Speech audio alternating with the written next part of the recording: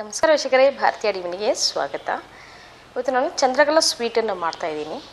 So ನಾವು ಇದನ್ನು ಹೇಗೆ ಮಾಡೋದನ್ನು ತೋರಿಸ್ಕೊಡ್ತೀನಿ ಬನ್ನಿ.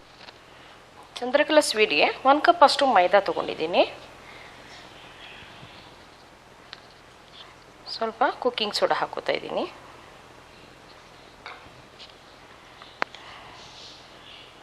ವನಸ್ಪತಿ ಗೀ ಸ್ವಲ್ಪ ಹಾಕೋತೀನಿ.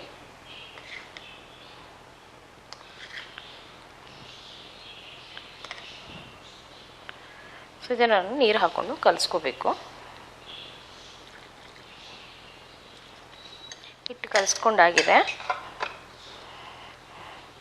ಸೊ ನಾನು ಮಿಲ್ಕ್ ಕೋವಾ ಇದನ್ನು ನಾನು ರೆಸಿಪಿಲಿ ಮಾಡಿದ್ದೀನಿ, ನೋಡ್ಬೋದು. ಸೊ ಆ ಮಿಲ್ಕ್ ಕೋವಾದಲ್ಲಿ ನಾನು ಸ್ವಲ್ಪ ಪೌಡ್ರ್ ಶುಗರ್ ಮತ್ತು ಸ್ವಲ್ಪ ಕೇಸರಿ ದಳ ಮತ್ತು ಏಲಕ್ಕಿ ಪೌಡ್ರ್ ಹಾಕ್ಕೊಂಡು ಇದನ್ನು ಮಿಕ್ಸ್ ಮಾಡಿ ಇಟ್ಕೊಂಡಿದ್ದೀನಿ ನಾನು.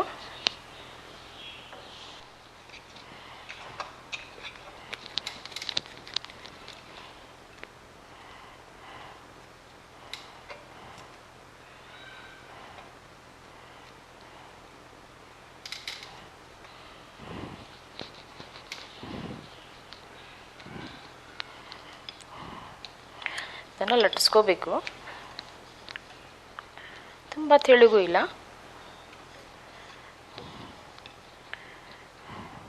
ಈ ರೀತಿ ನಾವು ಲಟ್ಟಿಸ್ಕೋಬೇಕು. ಸೊ ಎಲ್ಲ ಇಲ್ಲಿ ಲಟ್ಟಿಸಿ ತಯಾರಾಗಿದೆ. ಖೋವಾ ಹಾಕ್ಕೊತಾ ಇದ್ದೀನಿ.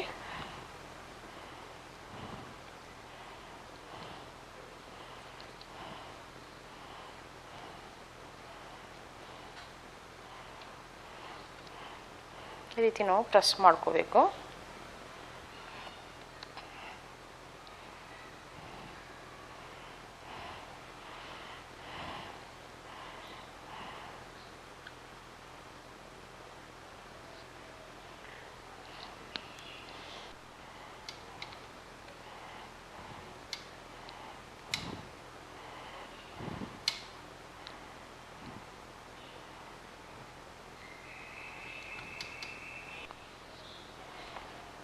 ಈ ರೀತಿ ಮಾಡ್ಕೊಂಡು ನಾವು ತಯಾರಿ ಮಾಡ್ಕೋಬೇಕು.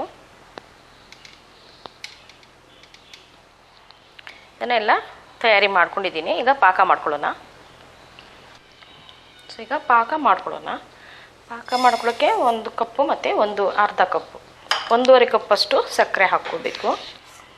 ಸೊ 1.5 ಕಪ್ಪಷ್ಟು ಸಕ್ಕರೆ ತೊಗೊಂಡಿದ್ದೀನಿ. ನೀರು ಹಾಕೋತೀನಿ ಸ್ವಲ್ಪ.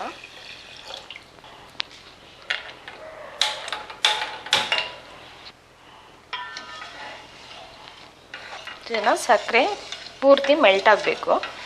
ಸಕ್ಕರೆ ಕರಗಿಸ್ಕೊಂಡು ಸ್ವಲ್ಪ 1 ಇಡೀ ಪಾಕ ಅಷ್ಟು ಆಗಬೇಕು. ಸ್ವಲ್ಪ ತಿಕ್ನೆಸ್ ಬರಬೇಕು.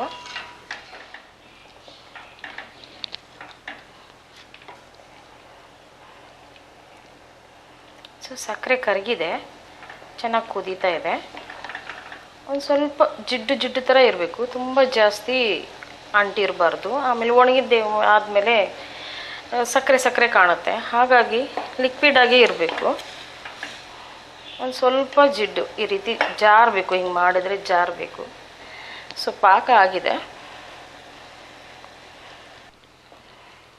ಸ್ವಲ್ಪ ಇದರಲ್ಲಿ ಏಲಕ್ಕಿ ಕುಟ್ಟಿ ಹಾಕ್ತಾಯಿದ್ದೀನಿ.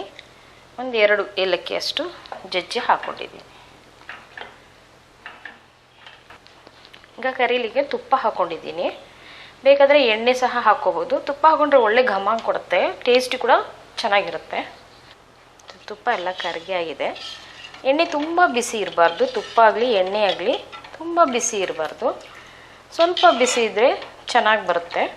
ತುಂಬ ಬಿಸಿಲಿ ಹಾಕಿಬಿಟ್ರೆ ಬಬಲ್ಸ್ ಬಂದುಬಿಡುತ್ತೆ ಚಂದ್ರಕಲಾ ಕರಿಯುವಾಗ. ಸೊ ಮೀಡಿಯಮ್ ಉರಿ ಇಟ್ಕೊಂಡಿದ್ದೀನಿ.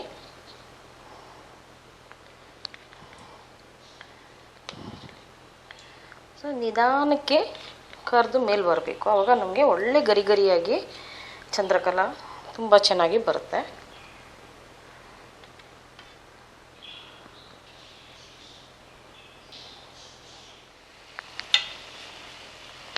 ಈ ರೀತಿ ಒಳ್ಳೆ ಕಲರ್ ಬರಬೇಕು. ಅಲ್ಲಿವರೆಗೂ ನಾವು ಫ್ರೈ ಮಾಡಿದ್ರೆ ಒಳ್ಳೆ ಗರಿಯಾಗಿ ಬರುತ್ತೆ. ಈಗ ಬಣ್ಣ ಬಂದಿದೆ, ತೆಗೆದ್ಬಿಡ್ತೀನಿ. ಇನ್ನು ತೆಗೆದಿದ ತಕ್ಷಣವೇ ಪಾಕಕ್ಕೆ ಹಾಕ್ಕೋಬೇಕು ನಾವು.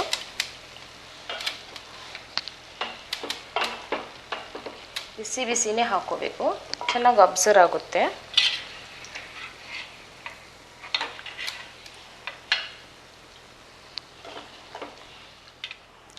So Chandrakala sweet ತಯಾರಾಗಿದೆ.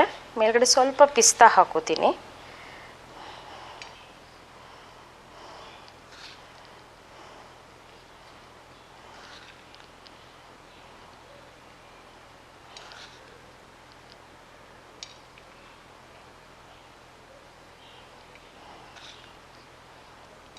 ಸೊ ಗಾರ್ನಿಷ್ಗೆ ಮೇಲ್ಗಡೆ ಪಿಸ್ತಾ ಹಾಕ್ಕೊಂಡಿದ್ದೀನಿ.